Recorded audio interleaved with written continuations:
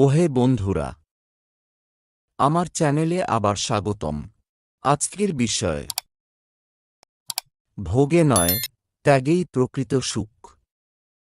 অথবা ভোগে প্রকৃত সুখ নাই, ত্যাগেই মনুষ্যত্বের প্রকাশ।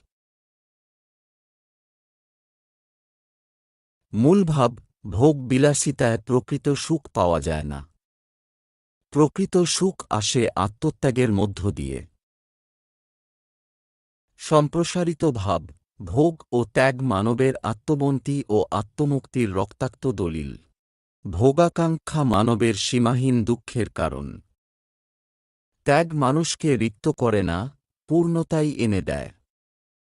দুনিয়ার মঙ্গলের জন্য যিনি নিজের জীবন বিলিয়ে দেন।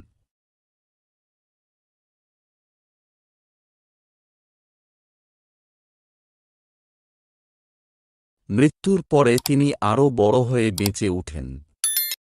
কবির কথায়, নিঃশেষে প্রাণ যে করিবে দান, ক্ষয় নাই তাঁর ক্ষয় নাই।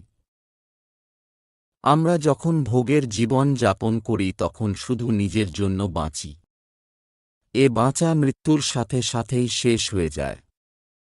যখন ত্যাগের জীবন যাপন করি তখন পরের জন্য বাঁচি।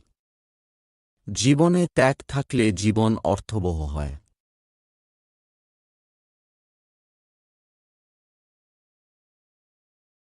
তাই ত্যাগ আমাদের চরিত্রের সর্বোচ্চ আদর্শ হওয়া উচিত। যে ত্যাগ করতে জানে ভোগের অধিকার তারই জন্য।